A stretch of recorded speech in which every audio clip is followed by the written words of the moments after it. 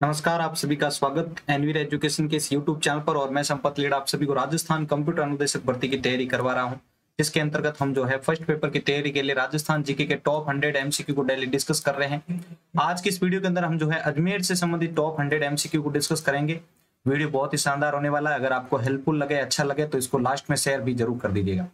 चलिए शुरू करते हैं। पहला प्रश्न है, राजस्थान का प्रथम पूर्ण साक्षर गांव कौन सा है? तो राजस्थान का प्रथम पूर्ण साक्षर गांव कौन सा है? मसूदा गांव जो है वो राजस्थान का प्रथम पूर्ण साक्षर गांव माना जाता है। अगला, केंद्रीय बकरी विकास एवं चारा उत्पादन केंद्र कौन सा है? केंद्रीय बकरी विकास एवं चारा उत्पादन केंद्र कौन सा है? तो इस प्रश्न का उत्तर होगा आपके ब रामसर। अगला, देश का पहला राष्ट्रीय बीज मसाला अनुसंधान केंद्र कहां पर स्थित है? तो देश का पहला राष्ट्रीय बीज मसाला अनुसंधान केंद्र जो है वो आपके तबीजी में स्थित है। अगला है, देवताओं की उपनगरी के रूप में कौन प्रसिद्ध है? तो देवताओं की उपनगरी के रूप में पुष्कर जो है वो प्रसिद्ध माना जाता है। ये महिला सुपरवाइजर एग्जाम 2018 के अंदर पूछा गया प्रश्न है। देवताओं की उपनगरी के रूप में किसे जाना जाता है? तो पुष्कर को जाना जाता है। अगला है, अजमेर जिले का लिंगानुपात कितना है? तो अजमेर जिले का जो लिंगानुपात है वो है 910। अगला है, जनगणना 2011 के अनुसार अजमेर जिले का 0 से 6 आयु वर्ग का लिंगानुपात कितना है?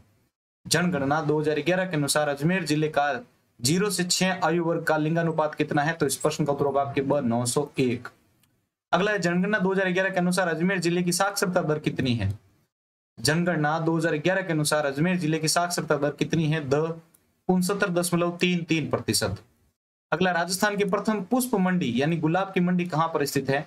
तो राजस्थान की प्रथम पुष्प मंडी जो है वो आपके गनाहेड़ा पुष्कर के अंदर स्थित है। अगला है, राजस्थान की प्रथम पुष्प मंडी कहाँ स्थित है? चलिए, हो चुका आपके गनाहेड़ा पुष्कर। अगला, राजस्थान का एकमात्र छावनी बोर्ड कहाँ पर स्थित है? राजस्थान का एकमात्र छावनी बोर्ड कहाँ स्थित है? नसीराबाद में स्थित है। अगला है, किस रानी ने अपने नाम से सिक्के जारी किए थे?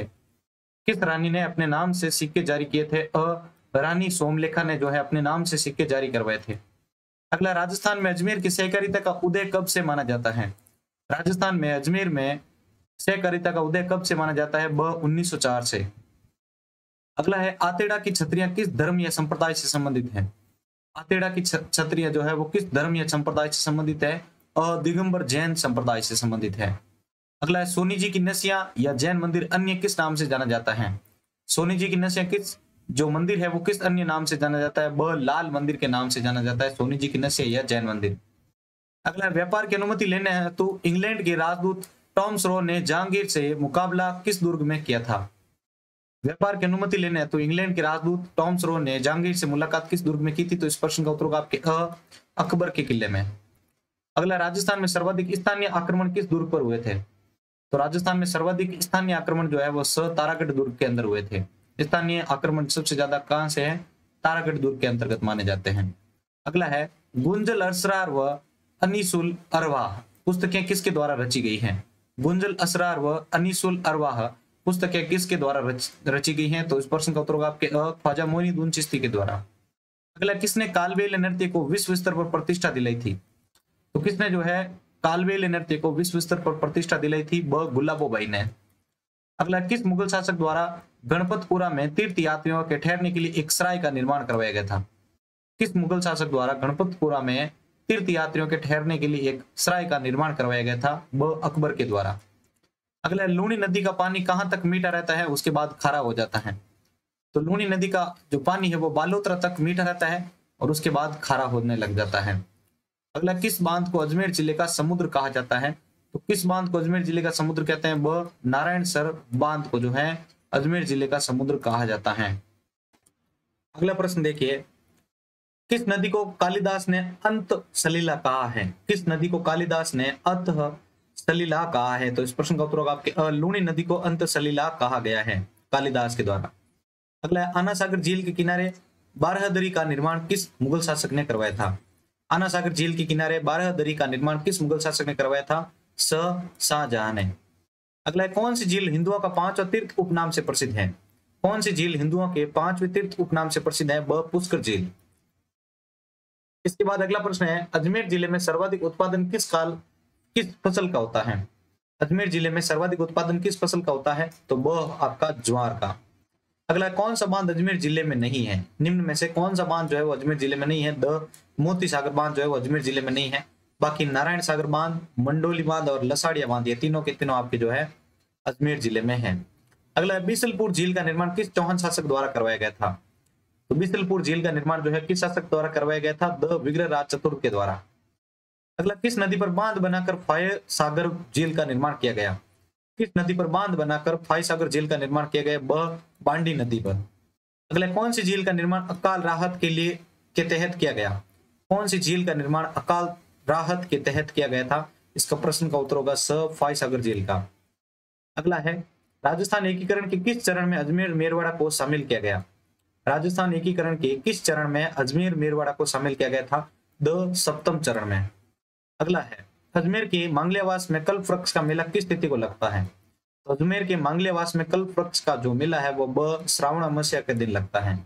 और ये अभी जस्ट हमने लास्ट जो क्वेश्चन डिस्कस किया था वो अभी राजस्थान हाईकोर्ट एलडीसी एग्जाम में पूछा जा चुका प्रश्न है। ये राजस्थान एकीकरण के किस चरण में जो है अजमेर मेरवाड़ा को शामिल किया गया? तो ये अजमेर का क्वेश्चन था, ठीक है। इन चरणों में शामिल करने से संबंधित सप्तम चरण में था, वहां पर क्वेश्चन सप्तम चरण को लेकर पूछा गया था। सप्तम चरण में किसे शामिल किया गया था? अजमेर को किया गया था। अगला, पृथ्वीराज तर्ती के दरबारी कवि चंद्र बरदाई की महत्वपूर्ण रचना का क्या नाम था? पृथ्वीराज तर्ती के दरबारी कवि चंद्र बरदाई की महत्वपूर्ण रचना का क्या नाम था? ब पृथ्वीराज रासो। इसके बाद है, निम्बार्क संप्रदाय को मारवाड़ के अन्य किस नाम से जानते हैं?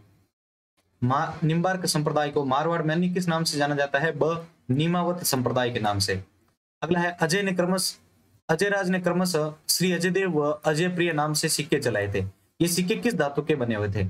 अजयराज के द्वारा दो प्रकार के सिक्के चलाए गए थे, श्री अजयदेव एंड अजय प्रिय। अब ये जो सिक्के चलाए गए थे तो ये किस धातु से बने थे ये आपको बताना है। तो यहाँ पर आपका उत्तर होगा स चांदी के। अगला है, चौहानों का पितृहंता कौन था? Important question again. चौहानों का पितृहंता कौन था? जगदेव। अगला, किशनगढ़ प्रजामंडल की स्थापना, ये भी प्रजामंडल से संबंधित important question again. Kishangarh Prajamandal की स्थापना कब की गई थी? 1939 के अंदर किशनगढ़ प्रजामंडल की स्थापना की गई थी। अगला, शाहजहां की सबसे बड़ी पुत्री जहान आरा बेगम ने अपनी पुस्तक मनीषल अखबार में किस मंदिर का वर्णन किया है?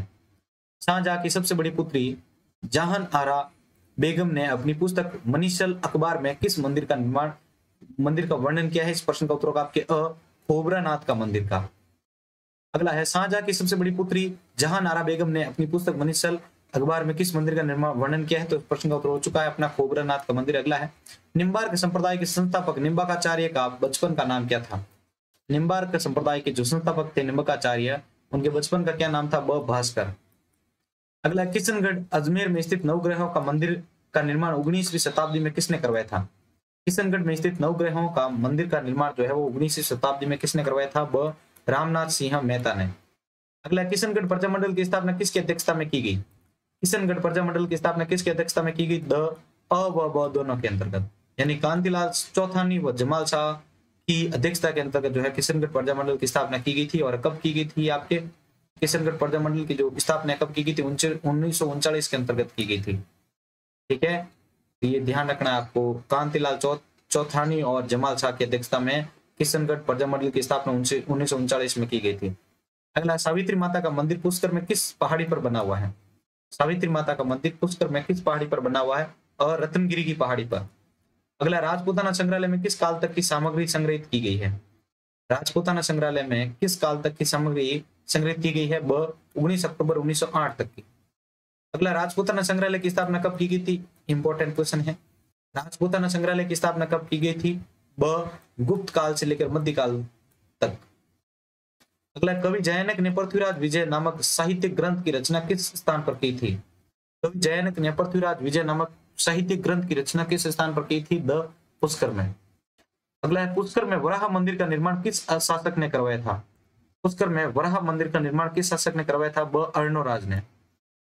इसके बाद नेक्स्ट प्रश्न है आपका, किस मुगल शासक ने सर्वाधिक पुष्कर झील को नुकसान पहुंचाया था? किस मुगल शासक ने सर्वाधिक जो है पुष्कर झील को नुकसान पहुंचाया था? स औरंगजेब के द्वारा। इसके बाद 46वां प्रश्न है, अजमेर के किस स्थान की पेचवर्क कला प्रसिद्ध है? अजमेर के किस स्थान की पेचवर्क कला प्रसिद्ध है? स तिलोनिया की। अगला, किस नदी को सिक्कों की रानी कहा जाता है? इंपॉर्टेंट क्वेश्चन अगेन ये भी, किस नदी को सिक्कों की रानी कहा जाता है? सोमल नदी को सिक्कों की रानी कहा जाता है। अगला प्रश्न है, 11 अक्टूबर 2017 को किशनगढ़ एयरपोर्ट का शुभारंभ किया गया। यहाँ प्रदेश का कौन सा नंबर का जो है एयरपोर्ट है? 11 अक्टूबर 2017 को किशनगढ़ एयरपोर्ट का शुभारंभ किया गया था। यह प्रदेश का कौन सा नंबर का एयरपोर्ट था? 6 नंबर का एयरपोर्ट था। अगला, प्रदेश का पहला मेगा फूड पार्क कहां पर स्थापित विकसित किया गया? प्रदेश का पहला मेगा फूड पार्क जो है वो कहां विकसित किया गया? रूपनगढ़ में। अगला प्रश्न है, पुष्कर झील के किनारे राजा मानसिंह प्रथम द्वारा निर्मित महल का नाम क्या था? पुष्कर झील के किनारे राजा मानसिंह प्रथम द्वारा निर्मित महल का नाम क्या था? मान महल। अगला, हिल स्टेशन के रूप में कौन प्रसिद्ध है? तो हिल स्टेशन के रूप में टॉडगढ़ जो है वो प्रसिद्ध है। अगला, कथक कलाकार पंडित दुर्गालाल किस कला से सिद्धांत थे? कथक कलाकार पंडित दुर्गालाल किस कला में सिद्धस्त थे? तो इस प्रश्न का उत्तर होगा आपके पखावज कला में। तो पंडित दुर्गालाल जो है वो आपके सिद्धस्त माने जाते हैं। अगला, निम्न में से किसका देहांत अजमेर में हुआ था? तो इनमें से जो है उक्त दोनों यानी अर्जुनलाल सेठी और दयानंद सरस्वती, अर्जुनलाल सेठी और दयानंद सरस्वती दोनों का देहांत जो है वो अजमेर में हुआ था। अगला, सन 1997 में किस देश के सहयोग से पुष्कर झील की सफाई की गई थी? सन 1997 में किस देश के सहयोग से पुष्कर झील की सफाई की गई थी? कनाडा के सहयोग से। अगला, मुख्यमंत्री वसुंधरा राजे ने 3 मई 2016 को पुष्कर में सावित्री माता मंदिर पहाड़ी पर रोपवे की शुरुआत की थी। यह प्रदेश का कौन सा रोपवे था? तो इस प्रश्न का उत्तर आपके दूसरा रोपवे माना जाता है। अगला, किस नदी को मरुस्थल की गंगा, इंपोर्टेंट क्वेश्चन है ये, किस नदी को मरुस्थल की गंगा के नाम से जाना जाता है? लूणी नदी को मरुस्थल की गंगा भी कहा जाता है। अगला है, नारायण सागर की नींव देश के किस राष्ट्रपति ने रखी थी? नारायण सागर की नींव देश के किस राष्ट्रपति ने रखी थी? डॉक्टर राजेंद्र प्रसाद के द्वारा। अगला है, अजमेर जिले के रामसर में बकरी प्रजनन फार्म व विकास केंद्र किस देश के सहयोग से स्थापित किया गया था? अजमेर जिले के रामसर में बकरी प्रजनन फार्म व विकास केंद्र किस देश के सहयोग से स्थापित किया गया था? स्विट्जरलैंड के माध्यम से। अगला है, कानपुर अजमेर के निवासियों के साथ अमेरिकी राष्ट्रपति ने 7 नवंबर 2010 को वीडियो कॉन्फ्रेंसिंग की थी। इस प्रश्न का उत्तर होगा आपके बराक ओबामा ने। अगला, राजस्थान की सबसे प्राचीन डेयरी का नाम क्या है? राजस्थान की सबसे प्राचीन डेयरी का क्या नाम है? पद्मा डेयरी का। अगला है, राजस्थान में कौन सा किला मुस्लिम स्थापत्य कला का एकमात्र दुर्ग है? राजस्थान में कौन सा किला मुस्लिम स्थापत्य कला का एकमात्र दुर्ग माना जाता है? अकबर का किला। अगला है, हिंदुस्तान मशीन टूल्स, अभी ये एग्जाम के अंदर क्वेश्चन आ चुका है राजस्थान हाईकोर्ट एलडीसी के अंदर। हिंदुस्तान मशीन टूल्स की स्थापना अजमेर में सन 1963 में किस देश के सहयोग से की गई थी? वहां पर कुछ नहीं था। हिंदुस्तान मशीन टूल्स की स्थापना राजस्थान के किस जिले में की गई थी? तो ये आपके अजमेर का था। तो यहाँ पर ये पूछा गया कि हिंदुस्तान मशीन टूल्स की स्थापना अजमेर में सन 1963 में किस देश के सहयोग से की गई थी? चेकोस्लोवाकिया के द्वारा, चेकोस्लोवाकिया के द्वारा की गई थी ये हिंदुस्तान मशीन टूल्स की स्थापना अजमेर में सन 1967 में। अगला है, सेठ दामोदर दास द्वारा स्थापित राज्य की प्रथम सूती वस्त्र मिल कौन सी थी? सेठ दामोदर दास द्वारा स्थापित राज्य की प्रथम सूती वस्त्र मिल कौन सी थी? कृष्णा मिल। अगला है, कौन सा स्थान परमाराव की राजधानी रहा है? कौन सा स्थान परमाराव की राजधानी रहा है? अराई। अगला, कौन सी जनजाति कनिपाओं की गद्दी को अपना गुरुद्वारा मानती है? कौन सी जनजाति कनिपाओं की गद्दी को अपना गुरुद्वारा मानती है? कालबेलिया। अगला, मेयो कॉलेज के प्रथम आचार्य कौन थे? तो मेयो कॉलेज के प्रथम आचार्य थे सर ओलिवर सेंड। अगला, राजस्थानी जलपरी के रूप में विख्यात तैराकी में अर्जुन पुरस्कार प्राप्त करने वाली देश की पहली महिला तैराक कौन थी? तो इस प्रश्न का उत्तर आपके रीमा दत्त। इसके बाद नेक्स्ट प्रश्न है 68। पुष्कर में 1936 में जन्मे राजस्थान के प्रसिद्ध नगाड़ा वादक जिन्हें नगाड़ा का जादूगर भी कहा जाता है कौन है?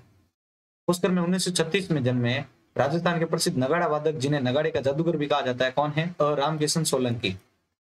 इन्हें नगाड़े का जादूगर भी कहा जाता है। अगला, ख्वाजा मोइनुद्दीन चिश्ती की दरगाह पर अकबर कितनी बार आया था? तो ख्वाजा मोइनुद्दीन चिश्ती की दरगाह पर अकबर जो है वो आपके 14 बार आया था। 2 ऑप्शन सही है इसके लिए।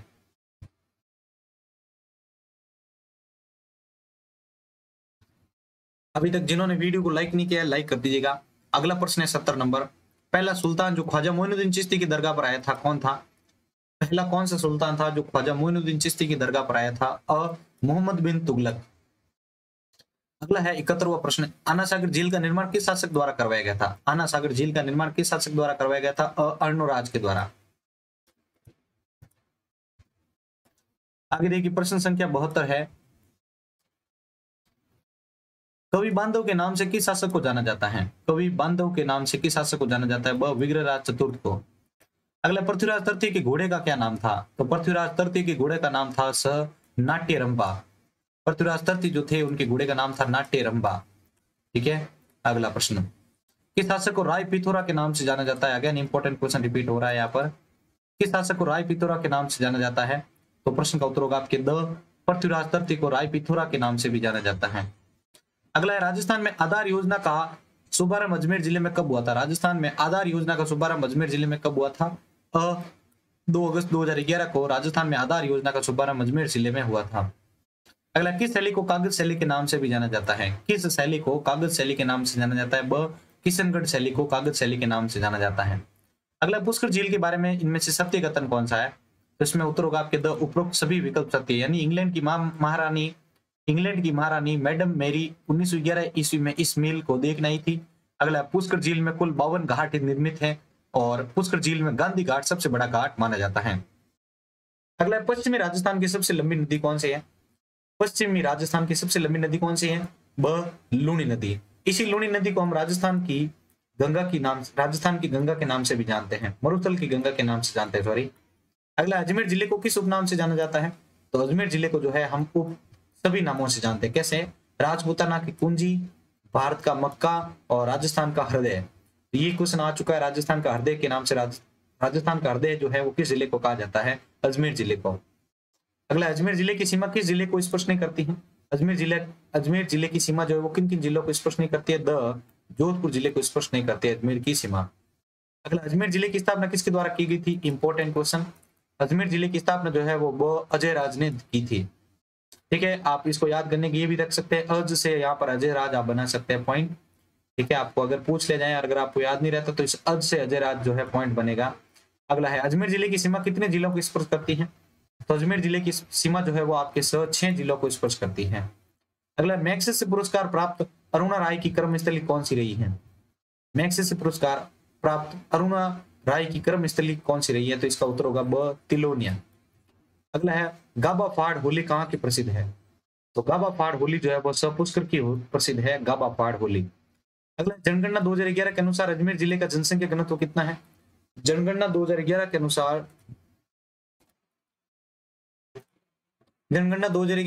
अजमेर जिले का जनसंख्या घनत्व था आपके 305। अगला, जनगणना 2011 के अनुसार अजमेर जिले की साक्षरता दर कितनी है? ब। 69.33%। अगला, राजस्थान में अरावली पर्वतमाला का सबसे कम विस्तार किस जिले में है? तो राजस्थान में अरावली पर्वतमाला का सबसे कम विस्तार अजमेर जिले में है। अगला, तेजाजी को नाग ने किस स्थान पर डसा था? तो तेजाजी को नाग जो है वो आपके ब। सेंद्रिय स्थान पर डसा था। अगला, अजमेर जिले में सर्वाधिक पूजे जाने वाले देवता कौन है? तो अजमेर जिले में सबसे ज्यादा पूजे जाने वाले देवता है तेजाजी। अगला, माध्यमिक शिक्षा बोर्ड का मुख्यालय कहाँ है? अजमेर के अंदर स्थापित है। अगला, मध्य अरावली का अरमान किस दुर्ग को कहते हैं? मध्य अरावली का अरमान किस दुर्ग को कहते हैं? तारागढ़ दुर्ग को। 92 नंबर प्रश्न है, अजमेर जिले का आकार कैसा है? तो अजमेर जिले का आकार त्रिभुज के समान है। अजमेर जिले का आकार त्रिभुज के समान है। अगला है, एकमात्र केंद्रीय विश्वविद्यालय कहाँ स्थापित है? एकमात्र केंद्रीय विश्वविद्यालय कहाँ स्थित है? तो इस प्रश्न का उत्तर होगा आपके बांदर सिंदरी के। एकमात्र केंद्रीय विश्वविद्यालय जो है वो बांदर सिंदरी के अंदर स्थापित है। अगला, अढ़ाई दिन का झोपड़ा कहाँ स्थापित है? एग्जाम आ चुका है ये क्वेश्चन। अढ़ाई दिन का झोपड़ा कहाँ स्थित है? अजमेर में। अगला, लोक सेवा आयोग का मुख्यालय कहाँ स्थित है? तो लोक सेवा आयोग का मुख्यालय द अजमेर में स्थित है। अगला, किशनगढ़ की मीरा किसे कहते हैं? तो किशनगढ़ की मीरा बनी ठनी को कहते हैं किशनगढ़ की मीरा। अगला, राजस्थान का प्रथम हाईटेक डाकघर कहाँ स्थापित है? तो राजस्थान का प्रथम हाईटेक डाकघर जो है वो आपके पुष्कर के अंदर स्थित है। अगला है, हिंजड़ों की सबसे बड़ी बस्ती कौन सी है? तो हिंजड़ों की सबसे बड़ी बस्ती आपके ब। लाखन कोटारी है। अगला है, सहेलियों का बाजार कहाँ लगता है? तो सहेलियों का बाजार द अजमेर में लगता है। और आज की सीरीज का लास्ट 100 प्रश्न है, राजस्व प्रशिक्षण एवं अनुसंधान केंद्र कहाँ स्थित है? राजस्व प्रशिक्षण एवं अनुसंधान केंद्र कहाँ स्थित है? अजमेर के अंदर स्थित है। तो ये थे हमारे आज के अजमेर से संबंधित टॉप 100 MCQ। अगर आपको ये वीडियो अच्छा लगा है तो इसको लाइक करके अपने दोस्तों के साथ शेयर कर दीजिएगा। अगर आप पहली बार इस चैनल के साथ विजिट कर रहे हैं तो चैनल को सब्सक्राइब करके बेल आइकन को ऑन कर लीजिएगा, जिससे मेरी नेक्स्ट क्लास जो है उसकी सूचना आपको तुरंत अपने डिवाइस पर देखने को मिल जाए। इसी के साथ मैं संपत लेड़ा आप सभी से अलविदा लेता हूँ। मिलते हैं एक और टॉप 100 के MCQ वीडियो के साथ। जय हिंद, जय भारत।